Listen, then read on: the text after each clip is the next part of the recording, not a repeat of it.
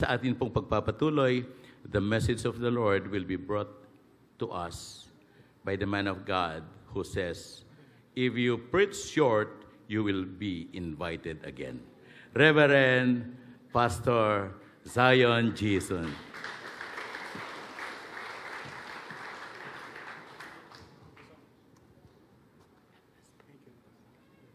Thank you so much, Ninong.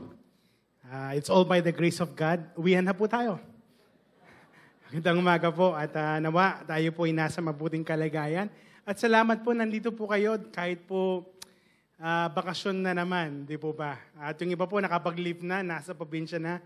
But by the grace of God, mag-enjoy po tayo sa atin pong pahinga. Pakisabi nga sa iyong katabi, magpahinga ka naman. Kapatid, if you don't rest, rest in peace. Di ba? Kapag tayo po hindi nagpahinga, ay nako. Kaya po, there are times that we need to take our rest. Sa Christ in you po, hindi pa po uso yung sabbatical rest. But my prayer is that our pastors, our workers, or even our leaders will be able to take their sabbatical rest. Because the Bible teaches about Sabbath. So ito po ay magandang panahon. At kung kayo po ay gusto magpahinga, pumunta po kayo sa Cebu. Cebubong. Kaya tayo po ay magbakasyon at magpahinga. Yung iba po, bakasyon ng iba, sila po ay nasa dagat. Yung iba naman po, sa dagat ng problema, di po ba? At sana po tayo po ay nasa dagat o sa swimming pool magbabakasyon.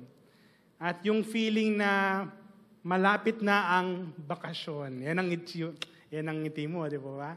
Now is your chance to go on a vacation. Sa mga nag-Holy Week po sa bahay, kayo po ay panahon na kayo po ay mag-enjoy na sa ating pong bakasyon. Sana makapagbakasyon po kayo kahit sa bahay lang, no? Kahit sa anumang lugar na meron po tayo. But the problem is, now, Pag-asa declares the start of summer. And last week po, nag-cancel na po ang ating mga eskwelahan ng pasok because of the extreme weather. Umabot na po ng 43 degrees Celsius. At ang problema po, mga kapatid, marami pa rin po nagtitipid, no? At nakapatay ang aircon. Bakit po? Because of the electricity bill. Anong mas gusto po natin? Electricity bill o hospital bill? Electricity. Bakit po? Yung isang buwan nating electricity bill, one day lang sa hospital bill. Kaya po, wag po kayo magtipid. Tapos, meron po magsasabi, Pastor, tumaas yung bill namin. Bakit? Sinabi niyo po sa pulpito eh. Hindi po mga kapatid. Ganyan po talaga. Because of the heat, we have to really care for ourselves. Pero the problem is, bukas na ang aircon, mainit pa rin. Di po ba? Sa panahon po ngayon, sobrang init po. At yung nakatoda na yung electric fan, pero ang init pa rin. Parang merong pong apoy na nasa likuran ng electric fan at pinapabaga ang panahon. Kaya po, ina-advise po sa panahon natin ngayon na maligo po 3 times a day. Yung iba po, 1 times a day. Ngayon po, 1 time a day. Gawin niyo na po 2 times a day. Yung iba po, hindi na naliligo, 1 time a day ka na maligo, okay? Yung iba po, para makatipid, sila po yung nagsiswimming. Talagang tinatawag na po ng swimming pool, di po ba? At para makatipid po, sabi ng iba, pinagpahinga muna daw niya ang electric fan, nakahiga sa kama. Di po ba? Yan po yung mga memes natin. And last but not the least, syempre po, meron pong panandaliang pagpapalamig. Yan po yung halo-halo at sa malamig. Di po ba? Sana po ay ma-enjoy po natin ngayong tag-init. No? Hindi lang po tayo magkasakit, kundi tayo po ay nasa mabuting kalagayan. Pero ang ating pag-uusapan po ay hindi tungkol sa panahon, kundi ito po ay pagpapatuloy ng ating pong series tungkol sa ating topic, Building Relationships that are Unshakable. Tayo po ay humahango, nagpapalago ng mga relasyon na ito po ay hindi matinag-tinag. And as we continue po, tayo po isandalin niyo mo ko at manalangin. Let us pray. Father, we thank you for the privilege of being with your church We thank you for Christ in your family. We thank you for this community. And as I share your word to this 1030 family, I pray that you will open our mind and our heart so that we can not just learn, O God, kundi mai-apply po namin ang inyo pong salita sa aming kalagitnaan. Salamat po, Panginoon. Pinupuri namin kayo at pinapasalamatan sa pangalan ni Jesus. Lahat po yung magsasabi ng Amen. Sige po, palapakan natin sa Lord. Praise God. Whew. Pagpasensyahan nyo na po kahapon, last Friday nilagnat po tayo, but praise God, He has sustained us, and today, I am able to share with you God's Word. Ang ating pong teksto po ay nakabase sa Colossians 3 verse 11. Sabay-sabay po natin basahin, 1, 2, 3. Here, there is no Gentile or Jew, circumcised or uncircumcised, barbarian, Scythian, slave or free, but Christ is all and is in all. Verse 12, tuloy po natin ang sabi dyan. Therefore, as God's chosen people, holy and dearly loved, clothe yourselves with kindness, humility, gentleness, and patience. Last month, we talked about compassion, no? But today, we will talk about kindness. Bakit kailangan po ng kindness? You know, let me go back to our original first quotation na sinare ko po sa inyo. The Bible ranks healthy relationships as the most important thing in life. Sa huli ng ating pong buhay, ang hahanapin natin hindi yung mga bagay-bagay na meron tayo. Nakakita na po ba kayo ng taong na malapit na siyang mamatay? Dali mo sa akin ang aking sasakyan, ang aking bahay, ang aking insurance. No. A person who is dying is looking for the people that he loves. Kasi napaka-importante ng relasyon. At paano tayo magkakaroon ng relasyon na lumalago? Dito po makikita natin that we need kindness. Sabihin nga po natin, kindness.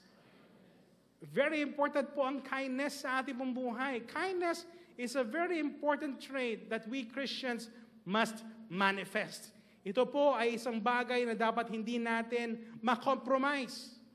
Sa Efeso Kapitulo 4, versikulo 32, ito ang sinasabi, be kind and compassionate to one another, forgiving each other, just as in Christ, God forgave you. Lahat po ng meron pong kabaitan ng loob, magsabi ng Amen. You know, God has called you to be kind. And God commands us to be kind. Tinawag tayo ng Panginoon para magkaroon ng kabutihan sa ating loob. Sa Lucas, Kapitulo 6, versikulo 35, ito pong sinasabi, mahalin mo ang iyong kaaway. Wow. Gumawa ka na mabuti sa kanila. Tulungan mo sila kahit wala kang kapalit. At ang iyong gantimpala sa kalangitan ay higit pa. You will be truly acting as children of the Most High. Ikaw ay magiging kahintulad sa mga anak ng ating Diyos. For He is kind to those who are unthankful and wicked. Tinawag tayo ng Diyos na maging kagaya niya na mabuti sa atin. Tingnan niyo yung sinasabi sa teksto, mahalin mo ang iyong kaaway. Sino po dito nagmamahal ng kanilang kaaway? Ang hirap, di po ba? Ang hirap mahalin yung mga taong hindi mo ka-close. Yung mga taong mainit yung dugo sa iyo. Pero napakadaling mahalin yung mga taong nanlilibre sa iyo. Yung mga taong nakikita ka pa lang ay talagang very generous na. Pero tinan niyo sinasabi sa Bible, love your enemies. Isa sa mga challenge natin bilang Kristiyano ay maging mapagmahal, hindi lamang sa mga taong mabuti sa atin, kundi ang mga taong may galit sa atin. Kindness is a type of behavior marked by acts of generosity, consideration, rendering assistance or concern for others without expecting praise or reward in return. My dear Christ in your family, on-site and online, be kind. If you want relationships that are unshakable, kindness must be manifested in our life. Charles Stanley says, ang kindness daw po is an outflow. Everybody say outflow. Ibig sabihin, kusang lumalabas, hindi pinipilit. Ito, kung nasa atin po ang banal na spirito, makikita at makikita ang kabutihan sa ating buhay. It is not merely being polite in public, but should be especially evident in our closest relationships. Sa tahanan, sa trabaho, sa bawat parte ng buhay natin. It is expressed in friendliness, generosity, patience, thoughtfulness, and a calm, warm-hearted disposition. Yung gusto mo nang makipag-away, pero, ay, sabi ni Lord, kindness. Panginoon, give me kindness. Pero the problem is, natural sa atin ang very, anong tawag doon? Yung response natin, very harsh eh. Alam po ninyo, kami mga pastor, we are not exempted with that. Na-share ko nga po yung experience ko po nung ako po ay nagmamadali.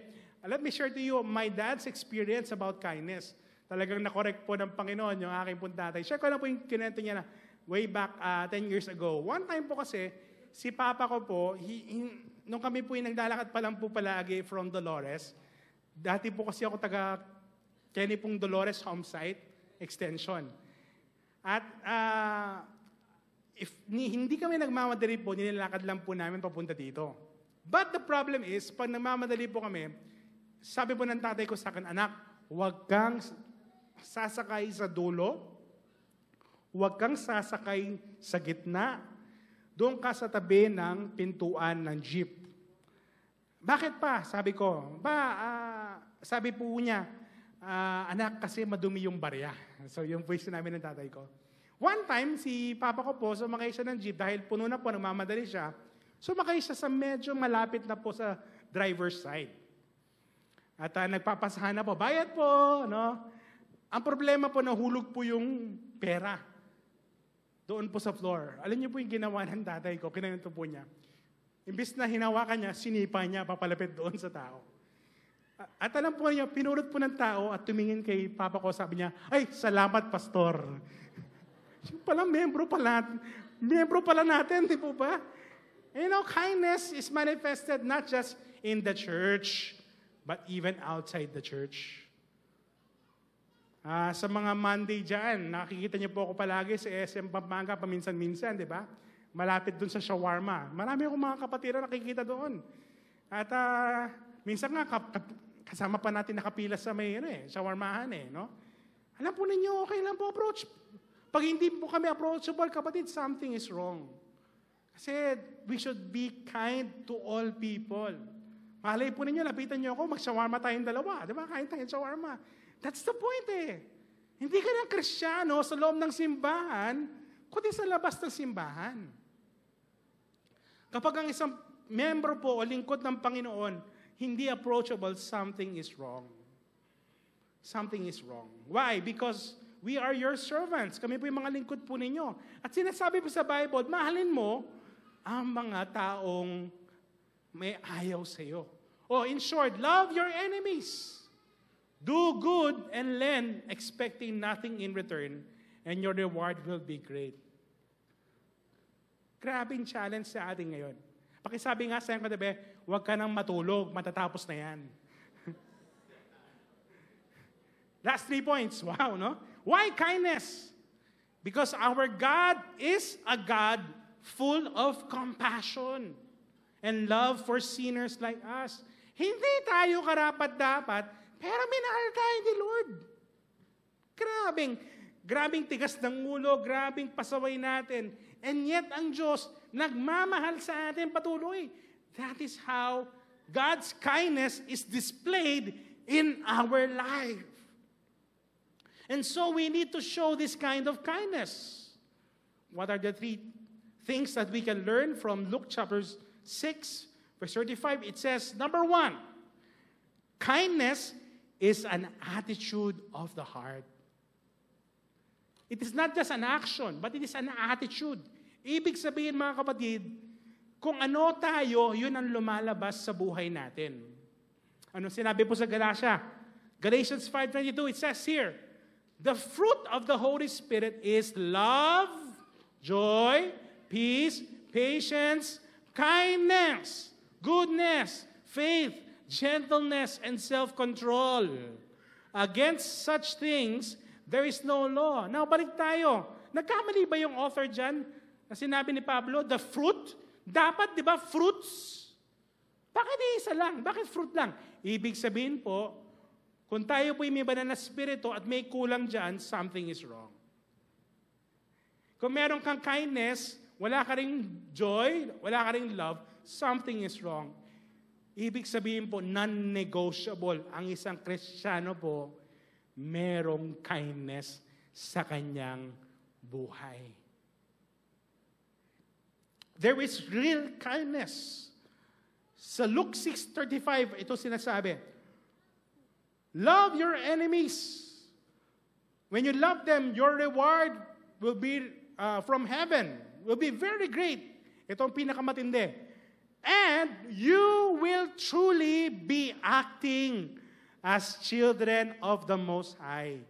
So sinasabi po ni Jesus dito, tayo po ay nagpapatunay na tayo talaga ay anak ng Diyos. My dear Christ in your family, if you want to build healthy relationships, show kindness. Our challenge is to live a Christ-centered relationship that spills out in the life of kindness. Why? Why do we need to be kind? What's the reason? We love because He first loved us. Kasi si Lord, siya ang naging mabuti sa atin. Hindi man tayo karapat-dapat. The reason why we can love people, we could care for people, the reason why we could serve people, hindi naman dahil gusto natin lamang, no. Because merong unang nagbigay ng kabaitan at pagmamahal sa atin, at yan ng Diyos. Hindi mo maipaparanas ang pag-ibig ng Diyos kung hindi mo mismo naparanas yan sa iyong buhay. Kung hindi binigay ng Diyos yan sa iyong buhay. I remember Harold Kushner's quote. Sinabi niya, do things for people not because of who they are, not because of what they do in return, but because of who you are. And you have the Holy Spirit in your life. Ano kaya this week? Gawa tayo ng kabutihan. More or less, 500 tayo dito. 500 people will be blessed. Grabe yung impact nun sa ibang tao, mga kapatid. And we are building relationships that are unshakable. It is an attitude. Kindness is an attitude. Number 2, kindness is an act of mercy and love. Ang totoong kindness po, hindi lamang po pag-ibig, kundi merong pong habag. Yan po yung kindness. Hindi nila karapat-dapat, pero pinapakita mo na sila po ay mahal nyo. Command ng Panginoon yan, be kind and compassionate. Balik tayo sa teksto. Luke chapter 6:35. Ano sabi doon? Love your enemies. Do good to them. Halimbawa, meron kang katampuhan o medyo hindi kagandahan loob sa trabaho mo, libre mo sa Mang Inasal, PM1. 155 pesos lang yung single rice. Kung malakas kumain po, edi 175 pesos. Ano ba yung 175 pesos? Pakainin mo. Di ba? Sabi ng iba, patayin mo sa busog. Di ba? Pakainin mo something. Alam po ninyo, Kahit po hindi maayos ang relasyon. Sino ba naman pong hindi matutuwa kapag may mang inasal? Di po ba? Hindi po ako model nun. Alam niyo na po yung favorite ko, only rice. But you know what? You do good to them. Care for them. Libre mo sila. Pag binato ka ng bato, anong gagawin mo? Batayin mo ng tinapay. Yung iba, dinagdag. Tinapay na may palaman. No? Why? Because that's what the Bible tells us. Ibig sabihin po, be kind without conditions. Mahal ka, hindi ka mahal, maging mabait ka pa rin.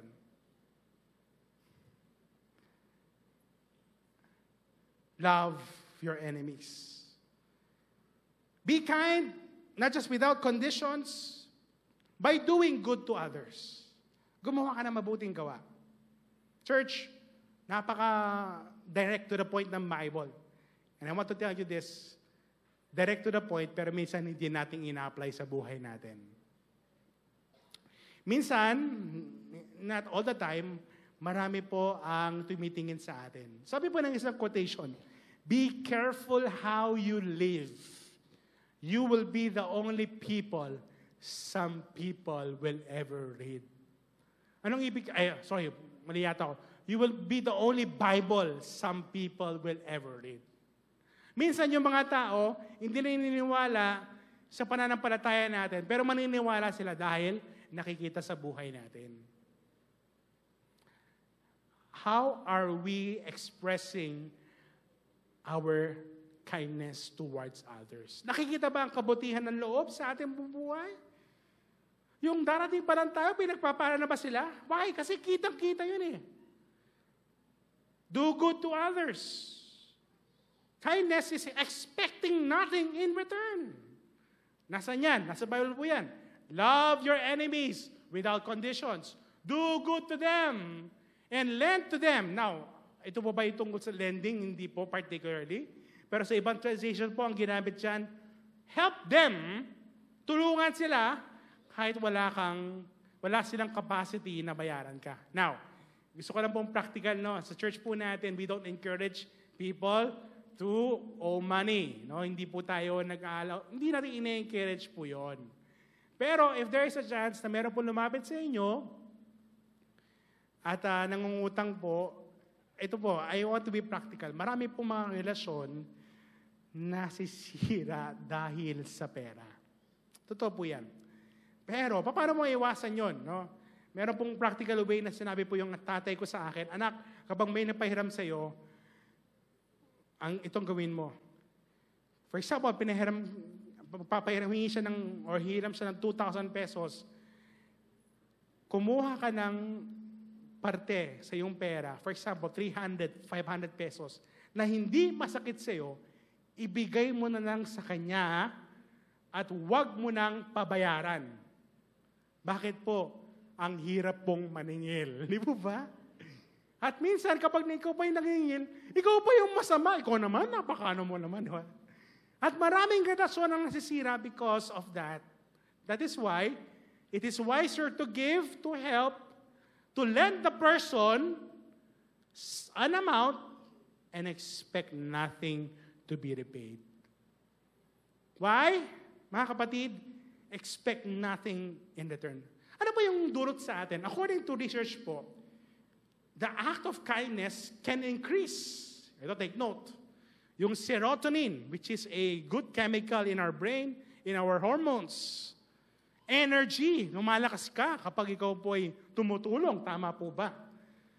Happiness, mas masaya ka. Tinan nyo nga po yung katabi. Nakangiti mo ba yan? Ito ang pinakagusto ko. It can increase our lifespan. Mas hahaba ang buhay mo, kapatid. Acts of kindness increases, balik po natin, positive hormones like serotonin, endorphins, oxytocin, which can improve the mood and reduce pain. Kaya kung meron tayong mga sakit sa kasukasuhan, more kindness, please. Mga kapatid, hindi lamang po sa psychology, hindi lang sa ating isipan. Those who are kind people are those who are approachable. People are attracted to those who are kind. Kung meron silang pag-ibig at tunay na pagmamalasakit sa kanilang kapwa. Pakitapik nga nyo katabi, sabihin mo, gumising ka na, last point na.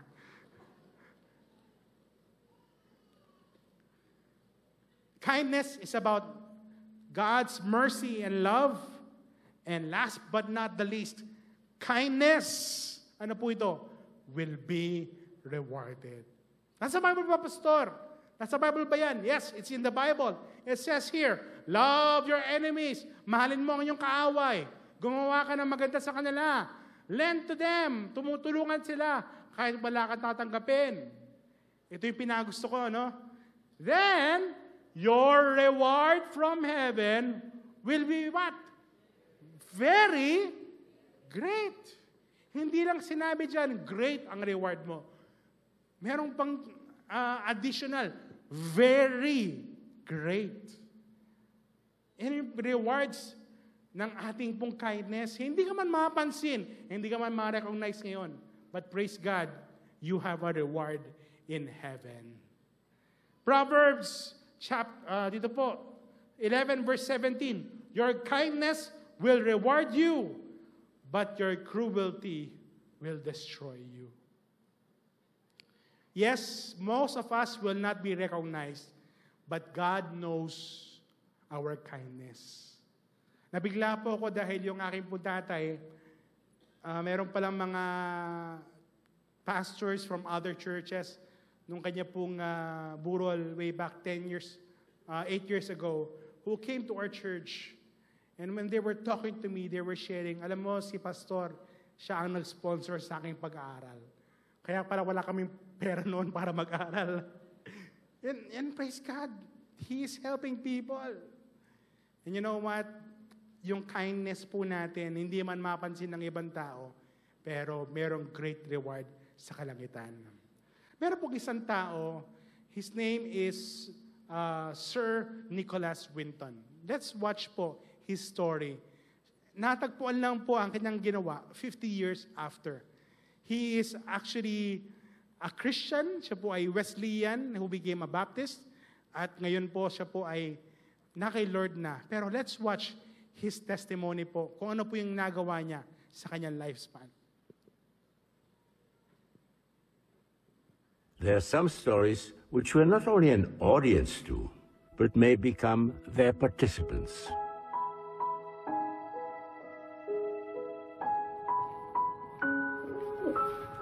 Nicky's story came out by accident after this scrapbook surfaced after gathering dust for decades. Once it did, though, it set about a whole chain of incredible events. That's me before I left for England. But until 1988, I had no idea who had rescued me from all but certain death.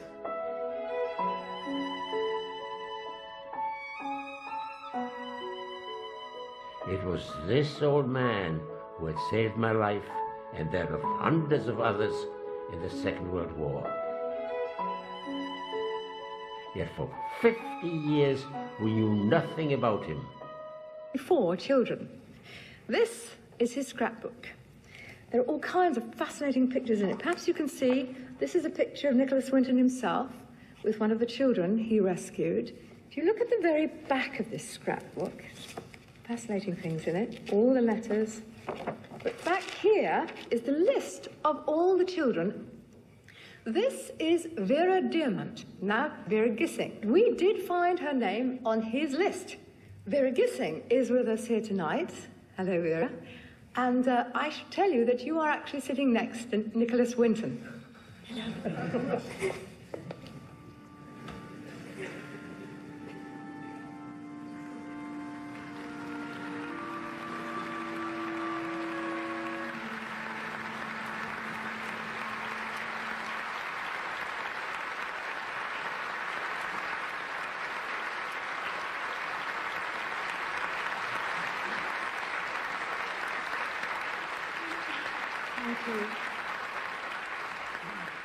I wore this around my neck, and this is the actual pass that we were given to come to England, and I'm another of the children that you saved.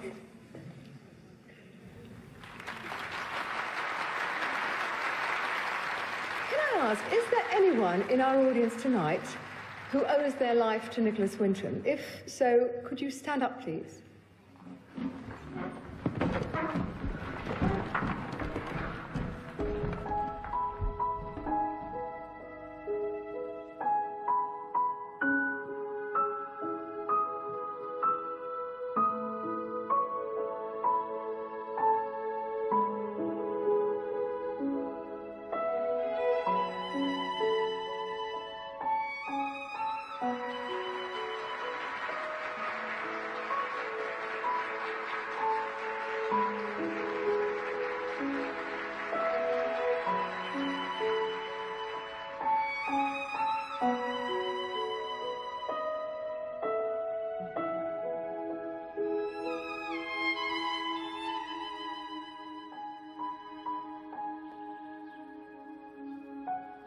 Everybody has to learn to live with everybody else, regardless of creed or religion. I never thought what I did 70 years ago was going to have such a big impact as apparently it has. And if it has now got a story which helps people to live for the future, well, that will be an added bonus. Thank you. You know what? Si Nicholas Winton, he became a knight sa England because of what he did. Yung mga batang nirescue niya, mga senior citizens na po, yung panahon na yon. But Nicholas Winton was willing to give his life for these young people. And he was recognized actually 50 years after. Nakalimutan. Nakakita lang yung kanyang mga records, kaya nalaman nila na siya ay isang taong tumutulong sa mga kabataan. You know, kindness will be rewarded. It may not be rewarded now, but surely our kindness will be rewarded in the future. Let me end with this story. Ito pong sinasabi sa isang story, meron pong isang batang lalaki. One day, a poor boy was selling goods from door to door to pay his way through school. So wala po siyang pera, kaya nagtrabaho siya. Found that he had only 1 dime left. He was so hungry, gutom na po siya, at siya po ay naglakas sa loob na pumunta sa isang bahay. Pero dahil nahiya siya, nung nakita po niya na merong batang babae na nagbukas ng pintuan. Instead of a meal, he asked for a drink of water. Tubig na lang. She thought he looked hungry. Nakita ng babae na parang gutom siya. And she brought him a large glass of milk. Isang baso ng gatas. He drank it slowly and asked, "How much do I owe you?" Magkano po ang babayarin ko sa'yo? Sabi po ng babae, "You don't owe me anything." Mother has taught us never to accept pay for a kindness. He said, "Then I thank you from my heart." Years later, that young woman became critically ill. Nagkasakit po ang batang babae. The local doctors were baffled. Di na alam kung anong gagawin nila para ma-treat ang bata pong ito. They sent her to the big city where they called in specialists to study her rare disease. True enough, there was a doctor whose name is Dr. Kelly. Dr. Kelly requested to focus on her disease. Dr. Kelly studied day and night in order to treat this young woman's disease. And finally, after a few months, she was healed.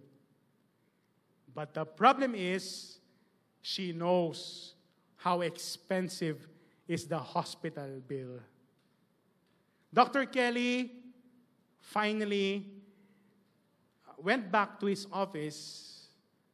He requested, sabi po dito, the business office to pass the final bill to him. for approval. Tinignan po niya yung bill, and then he wrote something at the edge. And the bill was sent to the young woman's room. The woman was shocked. She feared to open that bill. Kasi hindi niya kayang bayaran at buong buhay niya, kailangan niyang bayaran ito. Finally, she looked and something caught her attention on the side of the bill. She began to read the following words. Paid in full with 1 glass of milk. Signed, Dr. Howard Kelly. Yung batang tinulungan niya dati ay yung doktor na tumulong sa kanya ngayon. Who would ever know 1 glass of milk can make a difference? When someone needs help, show kindness. Sinabi po ni Mother Teresa, be the living expression of God's kindness. Kindness in your face, kindness in your eyes, and kindness in your smile. My dear Christ in your family, if you want to build relationships that are unshakable, show kindness. Tayo po isandarin niyo mo ko at manalangin. Father, we thank you for your word today. Lord, as we come to our communion, we are remembering the greatest kindness na amin pong naranasan. At yun ang biyaya, habag, pag-ibig ng aming Panginoong Hesu Kristo. Panginoon, tanggapin po ninyo ang aming pag-alala sa iyong matinding kabutihan na ipinaranas sa amin. Mula po sa krus ng Kalbaryo hanggang sa libingan at hanggang ngayon, ikaw po ay nabubuhay na muli para sa aming mga makasalanan. Father, be glorified in our communion. This is our prayer in Jesus' name. Amen. Tayo po, idarako po sa ating communion. Let us worship the Lord as we sing this song and as we partake of our communion today. Habang hindi karapat-dapat pagkukulan ng habag at wakas mong pagsinta, habang walang kakayanang masuklian ka ng mabuti sa lahat mong ginawa. Niyakap mo ako sa aking karumihan. Inibig mo ako nang di kayang tumbasan. O Diyos ng katarugan at katwiran na kahit minsay di napahiran ang kabanalan,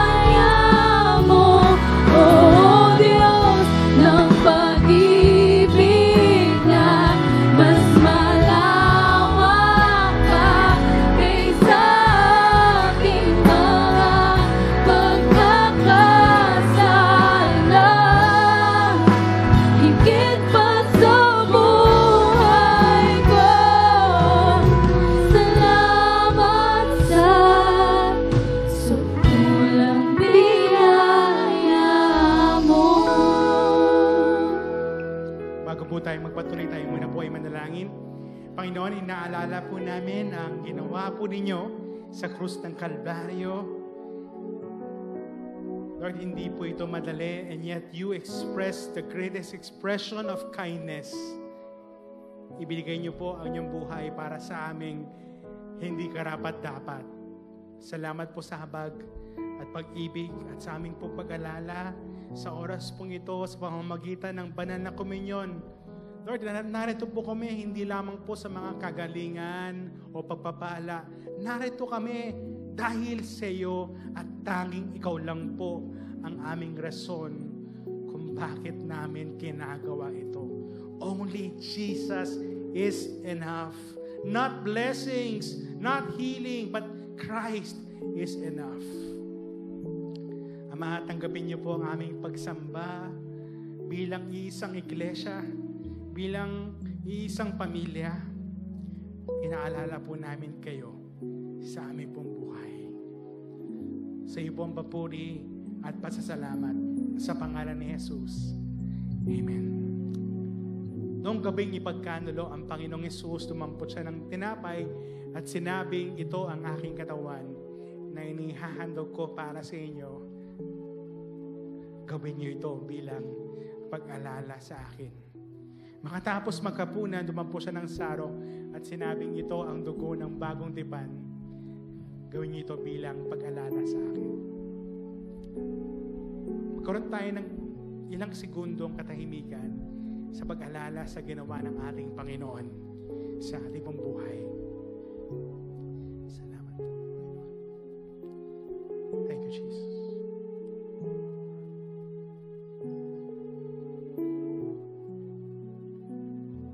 Ating pong kainin po ang tinapay.